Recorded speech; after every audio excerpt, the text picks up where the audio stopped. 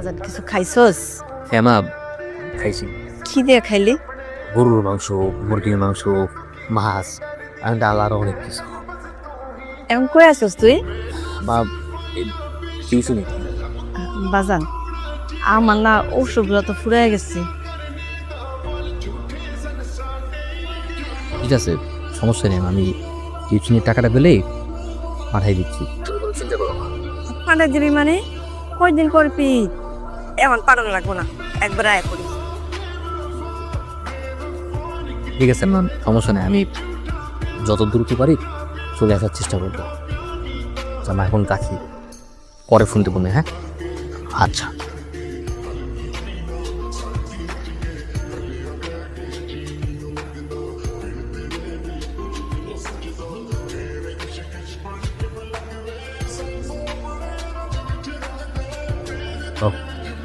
লেখা আছে দেখি, লিখছ?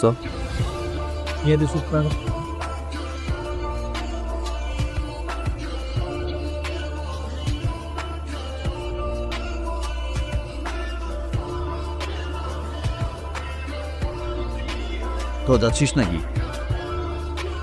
না, একবার তো প্রেজেন্টেশন অফ।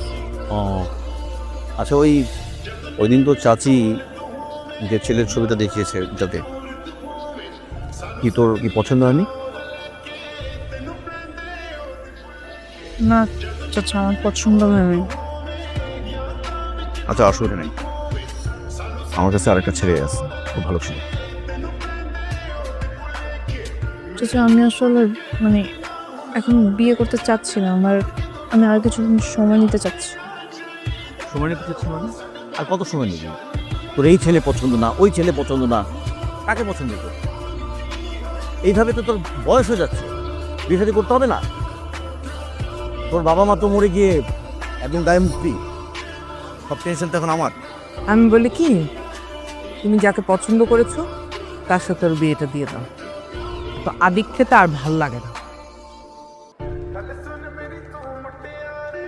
চাচি, এতদিন তো অনেক কষ্ট করে আমাকে দেখেছেন, আর কয়েকটা দিন আমাকে সময় দিন।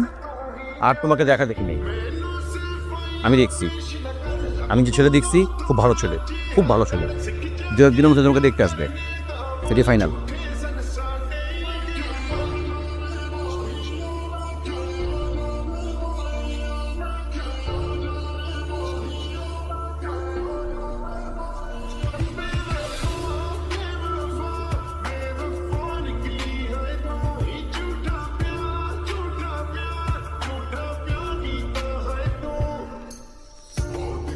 অভিনন্দন মিস্টার সাকিব, আপনার চাকরিটা হয়ে গেছে।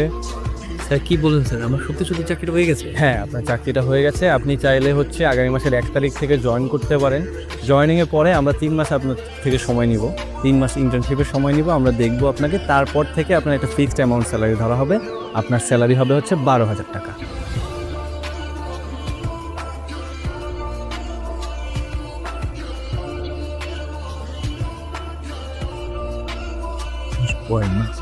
হ্যাঁ, আপনি চাইলে পরে সময় নিয়ে জানাইতে পারেন আপনি চাকরিটা করছেন কি করছেন না, সমস্যা নেই। ঠিক আছে স্যার, আমি জানাচ্ছি স্যার।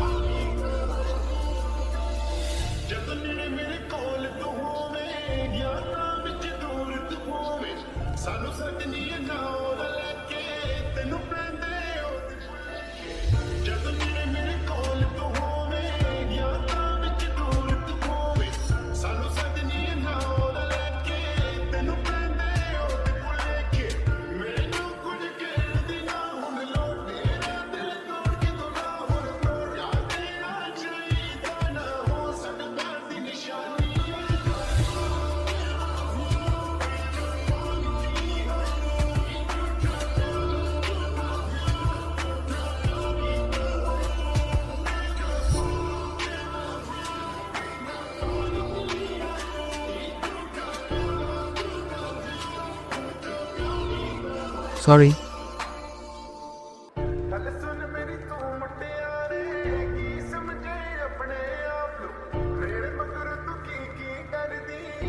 নিজে এত কষ্ট করে আসলাম, তারপরও মন খারাপ করে থাকলে? তুমি আজকের দিনটার কথা ভুলে গেলে কি করে? তুমি তো জানোই যে আজকে কত দৌড়দৌড়ি, টেনশন, সব কিছুর ভিতরে স্পেশাল ড্রেসগুলোর কথা মাথায় ছিল না।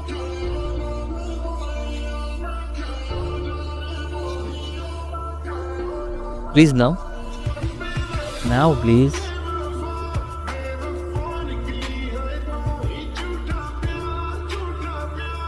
Please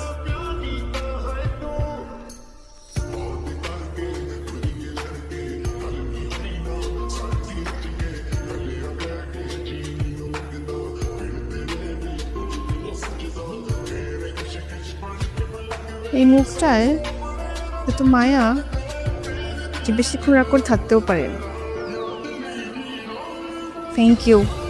your most welcome. এই তুমি তো ঘামায় গেছো কেন? ওই তোমার ভয়ে দৌড়ে ধরে চলে আসছি, তাই হয়ে গেছে। আমাকে ভয় পাইতে হবে কেন? আমি কি ভূত? না শোনো, একটা কথা বলি, ভালোবাসার মানুষকে ভয় পেতে হয়।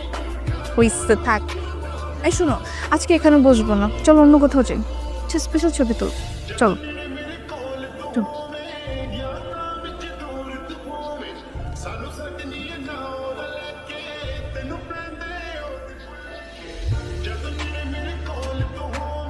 কি হয়েছে? দাঁড়ায় আসছো কেন? চলো। না মানে কোয়াইট এক্সপেন্সিভ রেস্টুরেন্ট, আমার তো হ্যাঁ সামর্থ্য নাই। কি সমস্যা? আমি আছি না, আমি বিল দেবো, চলো। আজকে আমাদের একটা স্পেশাল। আজকে তুমি বিল দিবা? সবসময় তো তুমি বিল দাও। হ্যাঁ তো না মানে তার চেয়ে বরং চলো না আমরা এমন কোথাও গিয়ে বসি যেখানে বিলটা আমি দিতে পারবো। কি ব্যাপার, কি হয়েছে? ভুল কিছু বললাম নাকি? ভাবছি তুমি তো ভালো কেন বলতো। শোনো, বেশি ভালো মানুষের এই দুনিয়াতে কোনো দাম নেই। মাঝে মাঝে একটু সেলফিশ হতে হয়, না হলে এই সমাজের সাথে সার্ভাইভ করা যায় না, বুঝছো? তো এখন একটু লোভী হয়ে আমার টাকা খাবে। চলো আসো।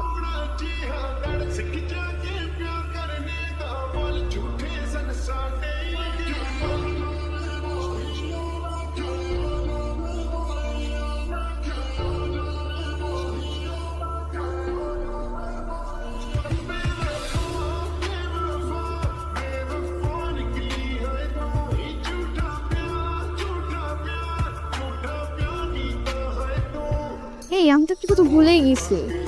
তুমি না আজকে ইন্টারভিউ দিয়ে আসছো, রেজাল্ট কি? আজকে চাকরি পেয়েছি। কি বলো সত্যি? তাহলে তো গুড নিউজ। কিন্তু চাকরি ডান করছি। কি বলো? কেন? তুমি এতদিন ধরে এত কষ্ট করলে চাকরির জন্য, এখন কেন চাকরি করবো না? দেখো আরোহী, তুমি তো জানো যে আমি 2টা টিউশনি করে 10,000 টাকা ইনকাম করি। তারা আমাকে 12,000 টাকা স্যালারি অফার করে। ওই 12,000 টাকা স্যালারি নিয়ে ঢাকা শহরে তো মিনিমাম সার্ভেটুকু করা যাবে। তার চেয়ে বরং আমি যদি আরেকটা টিউশনি করি আমি আরও ভালোভাবে থাকতে পারবো। আমি সেটাই চেষ্টা করছি। আর সার্টিফিকেটের কথা কি বলবো, সারাটা জীবন এত কষ্ট করে পড়াশোনা করলাম, কত ত্যাগ, কত প্রতীক্ষা, তারপরে দেখো এত ইন্টারভিউ দিলাম, কেউ যেন ওই সার্টিফিকেটটাকে মূল্যায়নই করে না।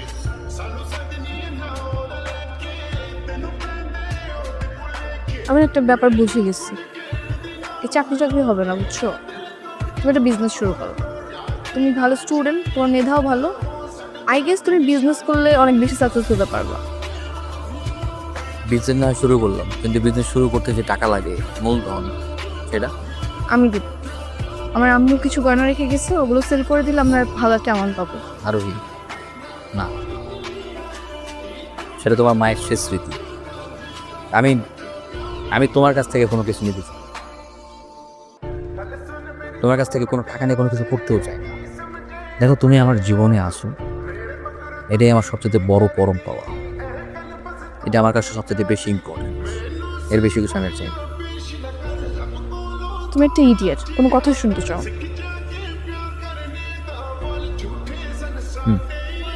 বিগ বস আসলে এলি ওরা হাসতেছে।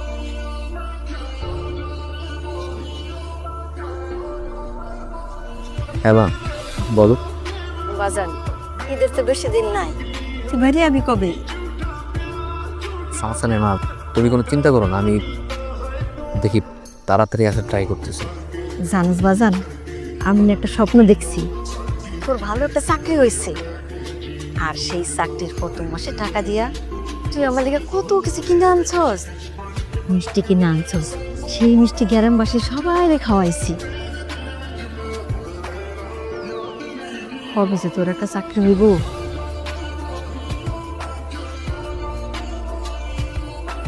মা, তোমার স্বপ্ন পূরণ হয়েছে মা, তোমার চাকরি হয়ে গেছে। কি, তোর চাকরি হয়ে গেছে? আলহামদুলিল্লাহ, খুব খুশি হয়েছি। পাইলে বাজান, তুই বাড়ি এলে আমরা একটা খাসি কিনব, ঠিক আছে?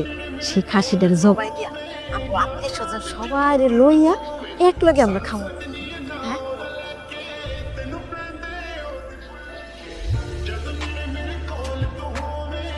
কি রে বাজান, তুই কোনো কথা বস নাকি? মা, আমি চাকরিতে কেবল জয়েন করছি তো, ওই দেখি যত তাড়াতাড়ি সম্ভব টাকা পাঠানোর ব্যবস্থা করতেছি। সময় মতো টাকা পাই যাবা। হ্যাঁ, টাকা পাওয়ার পরে তুমি আগে তোমার চিকিৎসা ধরো, আর আমি আসার আগে তোমার জানাবো। বাইরে আছি তো স্যার সামনে, আমি তোমার পরে ফোন দিতেছি মা।